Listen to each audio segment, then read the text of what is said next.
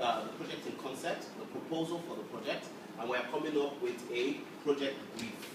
Alright, and that is where we look at the aims, the objective of what we're trying to achieve, the overall background of how we got here in the first place. This is where we define the approach to the project. This is where we capture any previous lessons we've learned in the past. This is where we define, assemble the project team, and this is where we then sit down and see if it's worth going ahead to strategize and initiate the project. If the board decides that, you know what, it's perfectly okay, it's a great concept, we think we can go ahead and strategize and initiate it, then we then authorize the strategize and initiation stage. This is where we now have our project governance. We decide who's going to govern this project, and then also the BAs start creating what we call a justifiable business case, where we're sitting down and looking at the viability of the project and looking at and doing a risk assessment on that project, trying to figure out exactly how much it's going to cost us to make and what we're going to benefit from it, trying to establish our immediate business value, our midterm business value, and our long-term business value. So around that same time, the PMO office and the project management office are creating the reporting documents and the control documents. Control documents such as your stakeholder analysis to identify who the stakeholders are, communication plan to establish a consistent and streamlined communication channel where we can know who's responsible for what, who's accountable for what, who needs to be informed, where we can sit down and identify the method of communication and frequency of communication. Okay, this is where we create our project plan. This is where we do our resource plan and budgeting. Okay, so those are the kind of control documents we get ready.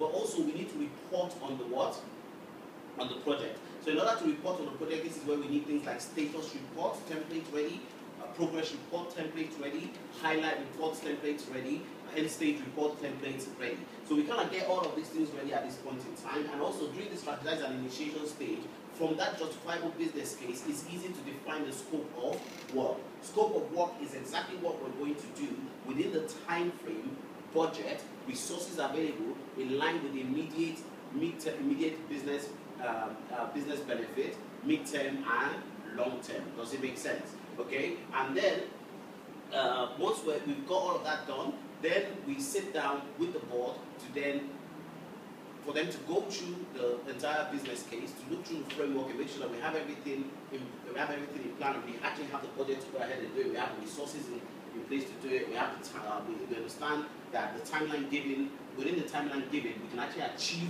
what it is that we've proposed to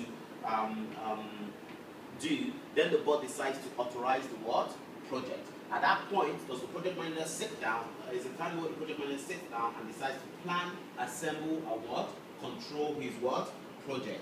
And at this stage is where we have a detailed requirement list which we'll have gotten from your BAs. This is where we'll have a definitive project plan, and we'll allocate the resources and actually budget exactly how much it's going to cost us, including our tolerance. This is where we start to prepare the implementation of the software development lifecycle approach we've chosen, whether it is a waterfall approach or a agile approach. This is where we agree a checkpoint and a quality review stage for every stage of the project. This is where we are able we agree a way to monitor the status and progress of the project. This is where we create the rates document, which is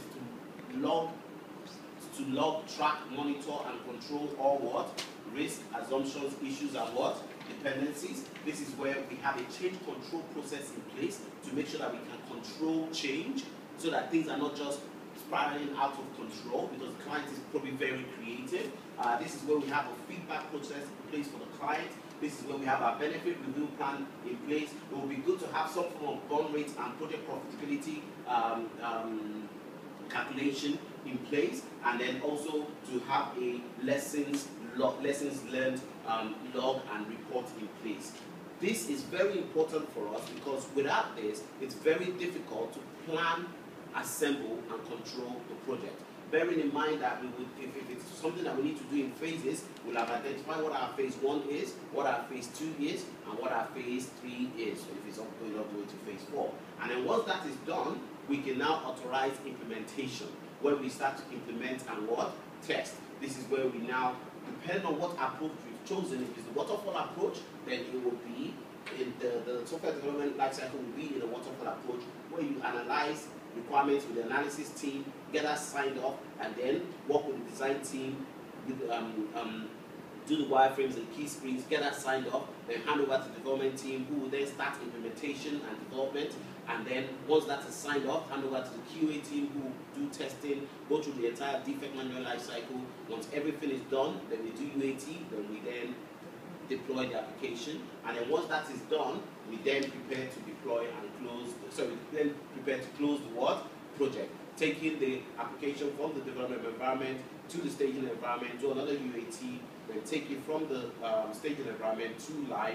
Before you take it to live, client signs it off, then you prepare to close all the project control documents, like close, update and close the business case, update and close the project plan, and stuff like that. And then you do your follow-on recommendation, you do your progress, you do your lessons learned report, and then some form of feedback process, and have some maintenance documentation in place, and then that ends that project at that point in time. So that's the framework, that's the process that we use over here. And just like any other company, they will also have their own processes. This process is based on the Prince2 framework, tailored to suit our project environment.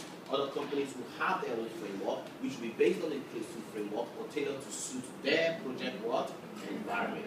Questions? User acceptance testing. So the user is accepting that what has been built has been tested to their acceptance criteria, and tick, sign your name off, pay us. Make sense? If there's an issue at that point in time, it will be dealt with.